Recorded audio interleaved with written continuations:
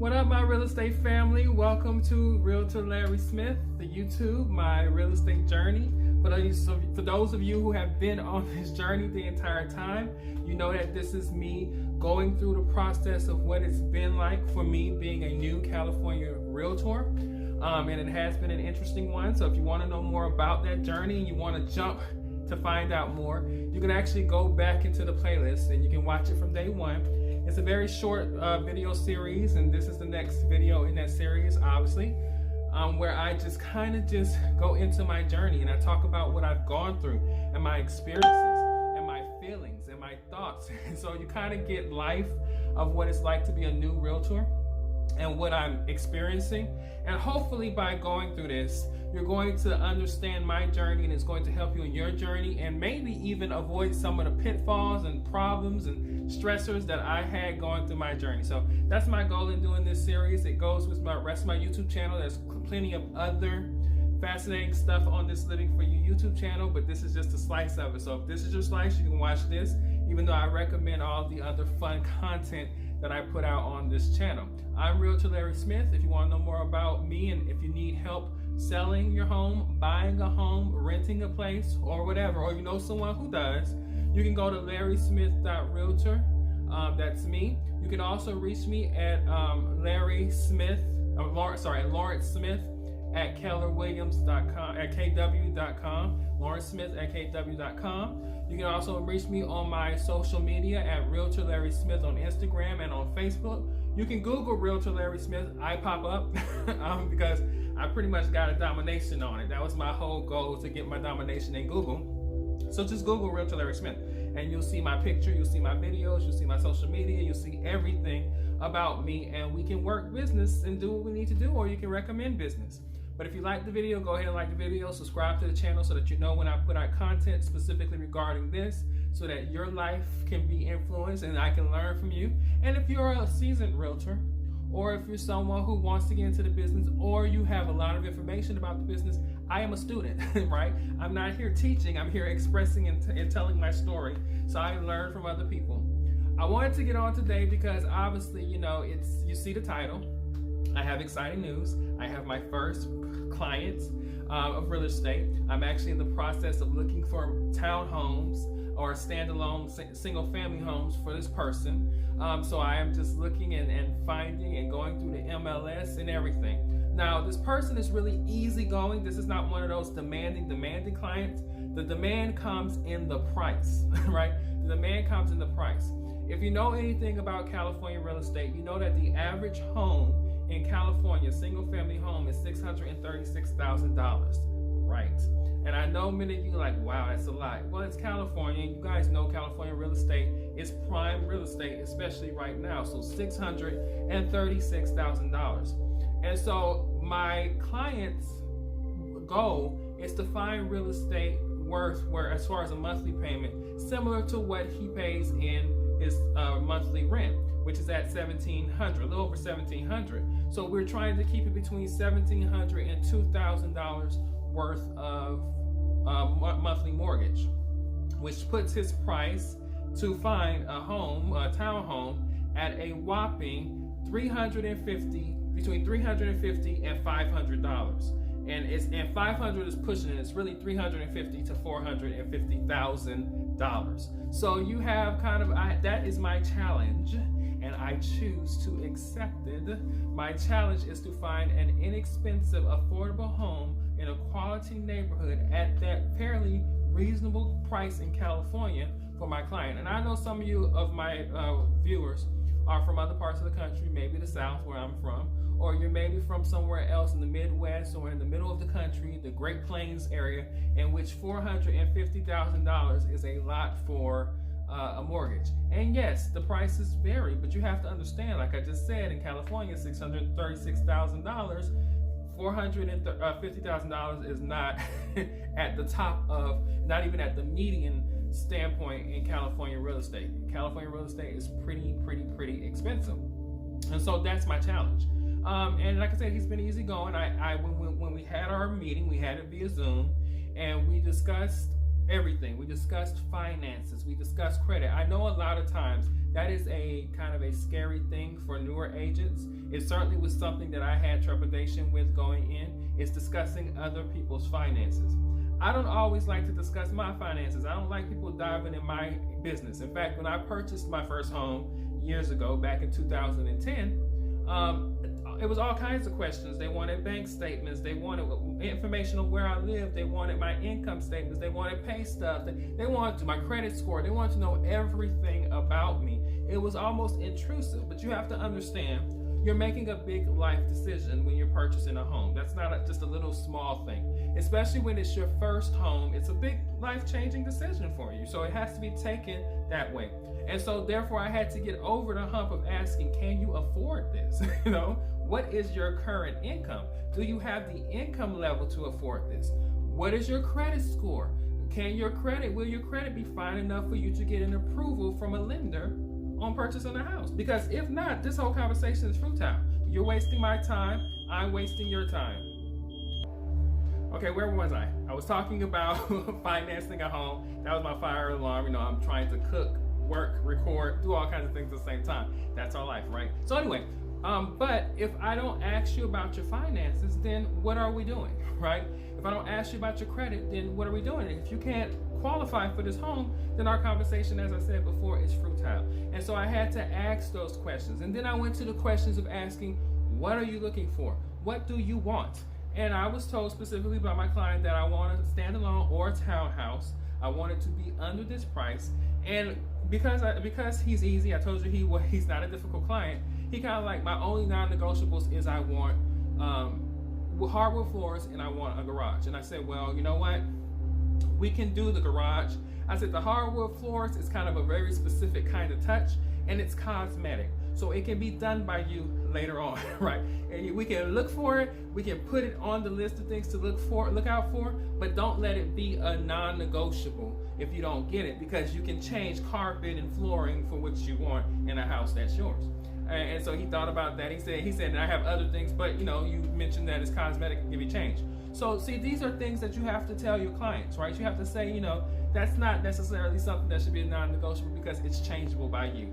But the things that you want, like a garage, some houses, yes, you can put a garage, but that seems to be a bigger of a challenge. So finding a garage to me could be a non-negotiable.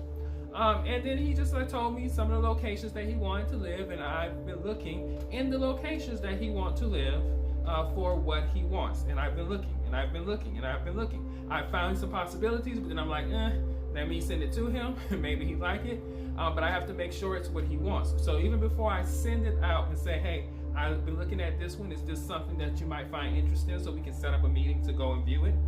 If we can possibly do it within all the protocols that we need to go through right now because of, the big C, what's going on. So we discuss all of that. And so, like I said, it's just a back and forth casual thing of where I'm talking to him and I'm asking him what does he want, and I'm giving offers of different things that are within the realm of what he wants. And he's liked things so far, and the things he hasn't liked, he says, well, that's too condo-y, or that's too not my style, or that area is too far away, whatever the case may be. And me as working for him. And see, I think that's a very important part of it that I've already went in knowing, but I think it's important to highlight. You work for the clients, and you don't work for the commission. Right? Yes, you want the commission. Yes, you want the money. Yes, you want to be doing what you're doing for some type of compensation. But the reality of it is your client's interests are what you're working for. You have a fiduciary agreement, and those of you who are in real estate school and who are studying now, you should know pretty well what fiduciary is, because they mention it over and over and over again, that you have an obligation to your client. You have an obligation to protect and to do what's beneficial for your client, and it's just ethical. You working for them, so it's any type of customer service and salesman and service type position, is that you want what's best for your client. And what I've learned from my own personal experiences of being a client and of being a person dealing in customer service, word of mouth is very powerful. So if you give somebody prime service, they're going to recommend you to somebody else, and you give them prime services, and they're going to recommend you to 2 more people, and that's how your business usually grows. Now, the interesting thing about it is this particular client came to me from my coaching class. You guys know I told you guys in the last video that I've been doing a coaching class, and we were supposed to go through our sphere influence and go through people that we know around us in our phone and in our lives. And this just happens to be somebody who works at one of the schools I work at. And so it just happened to just, as soon as I called and I was like, hey, how are you doing? You know, the small talk, we gave a little conversation. How are you doing? How's life? How's things going? How's your child? How is blah, blah, blah. You got a birthday coming up, because I remember that because we're friends. And so I was like, all this. And then I said, well, did I tell you I was selling real estate? No, really? And I said, yeah. And it just happened to be the perfect time because he was moving. You know, his lease was up and he was looking to move. And I said, well, it's the perfect time to buy. And you want to stay here. This is your home. So why don't you just buy something that's yours and build some equity and make money and have something in your name to pass to your child that's yours, right? Why not? And so, you know, and so that's where the conversation went off, and that's how we got into the conversation of him purchasing real estate. And he was so excited. I was so excited for him. So we went into that conversation. But like I said, he was fearful of it. He had trepidation. He was under the assumption that I was going to pass him off to somebody else. I said, nope, I'm going to be here with you throughout the entire process. I am your agent. You have hired me as your agent, and I have an obligation to see you through the process. So I'm going to baby step you, especially for the first homeowners. I'm going to baby step you through the process of this. And it's an excellent thing that I'm not an agent who's never bought a home. And I'm not saying that agents who've never bought homes can't help people in deep ways, but because I went through the process, because I've experienced purchasing my first home, I know what it feels like to go through it. I know the requirements. I know that it can be an ordeal in some ways, or it can be a positive experience, and it really depends on the agent. My agent was great. Shout out to Teresha. In Georgia, my agent was great. And so I know the process. And so I'm able to walk with him, give him information on things like FHA, give him information on things like assistance and buying a home, and all types of things that he can go out and look. And so what I did, just as a nice courtesy, is after I talked to him and we talked about different homes already, like I've already saw like 3 to 5 homes, and I've sent them things to him. What I also did is I went through a follow-up email after our Zoom meeting, and I put the homes that we viewed and said we can try to set up appointments to go see these homes. I even gave him information, links to FHA. I even gave him information about what he might be needing to look for when contacting a lender, and what he's going to need to have to compile to contact the lender. I Googled all this information and stuff, and I sent him a nice email just with a nice, thank you for choosing me as your lender. Thank you for choosing me as your realtor, and I want to help you through this process, and this is going to be as smooth as possible as we can possibly get it from my point. So optimum customer service, right? Even if this is a friend of mine, optimum customer service. I'm wanting to see you be successful in this and have what you want just as much as you want to see yourself successful in this and have what you want. But like I said, it's customer service regardless. And so either way, I'm hoping that this turns out into a sale, and I'm hoping that through word of mouth and through other things, and maybe even through people watching this video, I get more clients, and I'm going to give each and every one that same intimate customer service, because I am one who hates bad customer service. I hate over salesmen. I hate bad customer service. I hate people who prey on people, and I hate people who treat people like garbage. And so, I don't hate people, but I hate bad customer service. And so I choose in my businesses, in my persona, when I'm working, to try to help people. And I'm going to be that agent that is going to be helpful. And I'm also a life coach, a spiritual coach. So if you need a cleansing of your house, we can break out the crystals, the sage, and the meditation and prayer things that we need to do. So I can also offer those services.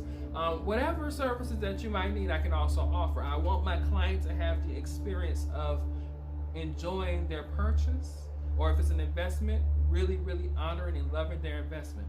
So that's where I'm at. I got my first client. I'm working with him. I'm looking for townhouses. I'm working within a budget, and I am doing what I need to do as a realtor. I'm so happy, I'm so excited. I know y'all excited for me. It is a cool thing. So the mentor program that I am in now, the Ignite program, has actually been doing well, and I've actually got my first client from it. So hopefully many more, and I have more stories to come and tell you right here in these videos, as I always do. So that's it. Hopefully you enjoyed this. Go ahead and like, comment, subscribe to the channel. Share the videos if you want to share the videos. Watch the videos in the playlist that you haven't seen if you're new. Follow me on social media at Realtor Larry Smith on Instagram and on Facebook. And if you need real estate services, you can contact me that way too. All my information is on LarrySmithRealtor.com, and it's also here on this page. So, you know. So as I always say, I love you, my realtor family. Let's keep growing. Let's keep growing. Let's make money, but let's also give good customer service and be powerful realtors, making this business better than it has been ever in history. And as I always say, I look forward to seeing you all in the next video.